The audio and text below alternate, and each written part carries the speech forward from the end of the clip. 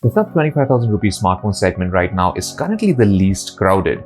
You have the recently launched Realme 7 Pro, the slightly older Redmi K20, and then you have this, the Oppo F17 Pro. Now it's slim, it's light, and it looks good, but how's the camera and the performance? Hi, I'm Royden and you're watching Gadgets 360, and this is my review of the Oppo F17 Pro. Now, before we go ahead, don't forget to subscribe to our channel and also hit that bell icon so you're the first to know whenever we push out a new video.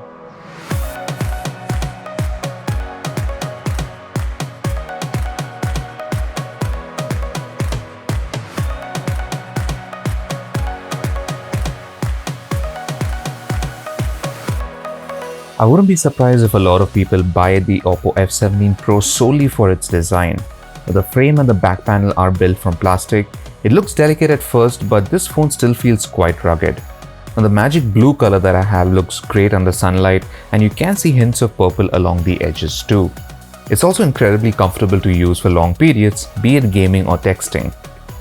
Now at the front, the Oppo F17 Pro has a 6.43-inch AMOLED display with a Full HD Plus resolution. Sadly, this is only a 60Hz panel and not 90Hz or even 120Hz. Now, there's no HDR10 certification either, which is a little disappointing. However, thanks to the AMOLED panel, you can make use of the always-on display feature to check the time and alerts without having to wake up the screen. Watching videos on the display was also a very good experience as colors were punchy and the brightness was more than adequate. You also get an in-display fingerprint sensor, which worked well in my experience, and so did the face recognition. Now, the Oppo F17 Pro uses a MediaTek Helio P95 SoC and comes in just one configuration with 8GB of RAM and 128GB of storage. Now, the octa-core SoC is fairly speedy but not as powerful as, say, the Qualcomm Snapdragon 720G or even the Snapdragon 730. Performance was pretty good in my experience though. With daily usage, the Oppo F17 Pro felt snappy and responsive when loading apps or simply navigating through Android's menu system. Coming to the gaming performance, games such as Oddmar, Pixel Gun 3D and Battle Prime all ran smoothly. The in-game graphics looked good too, and gameplay was smooth most of the time. Overheating wasn't an issue either, as other than the back of the phone getting slightly warm, it was very comfortable to hold even with extended gaming sessions. Now, since the Oppo F17 Pro runs on ColorOS 7.2, it's got some of the same features that we recently saw even on the Reno 4 Pro, like Smart Sidebar, Quick Return Bubble, themes and custom apps such as Oppo Relax, all of which are present. However, there's one new gesture called Air Answer, which lets you answer or reject a call by performing a hand gesture in front of the selfie cameras. Now, it worked decently well when I tried it, and it could be handy if you need to answer a call without having to touch the screen. Now, the Oppo F17 Pro is backed by a 4015 mAh battery and ships with a 30-watt fast charger in the box.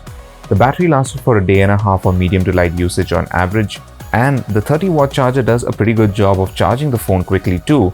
In my experience, I was able to charge it fully in under an hour. The Oppo F17 Pro has a total of 6 cameras, 4 at the back and 2 in the front. Now, talking about the rear cameras, you have a 48-megapixel primary accompanied by an 8-megapixel ultra-wide-angle, a 2-megapixel monochrome and a 2-megapixel depth camera. Surprisingly, the Oppo F17 Pro does not have a macro camera, and there's no macro mode in the camera app either. I wouldn't say this is a total loss, since most of the dedicated macro cameras on phones that I've tested haven't exactly been great. In this case though, it would have been better to have one rather than the dedicated low-res monochrome camera in my opinion. Now, this camera only seems to be used if you select the OP7 filter in portrait mode and nowhere else.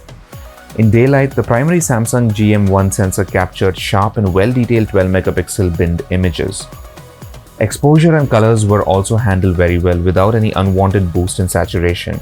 Autofocus was reliable, which made capturing close-ups quite easy.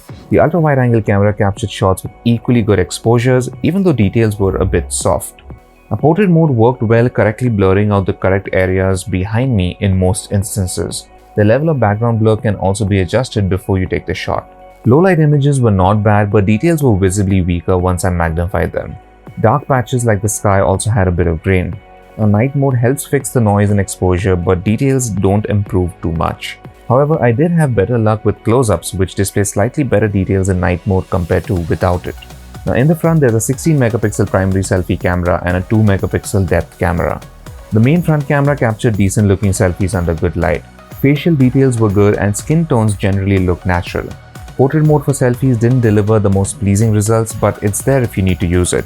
The selfies don't look great in low light, but you can get usable shots if there's enough artificial light around you.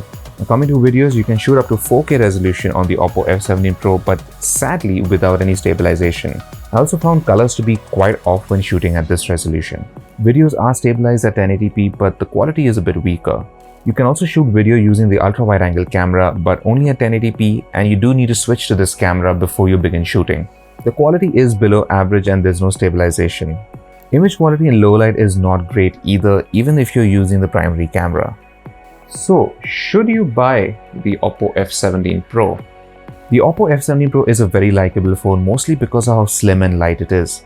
It looks quite modern thanks to the exposed lens design of the rear cameras. Battery life is also very good, it charges quickly and it has a nice display. However, I do think that the camera performance could have been much better, and despite having 6 of them, only a few are really noteworthy. Then there's performance, which, while decent in its own right, does feel a little weak compared to phones such as the Realme 7 Pro and even the Redmi K20, which are also available at similar prices. And that was my review of the Oppo F17 Pro. Thanks for watching, and for all things tech, log on to gadgets360.com.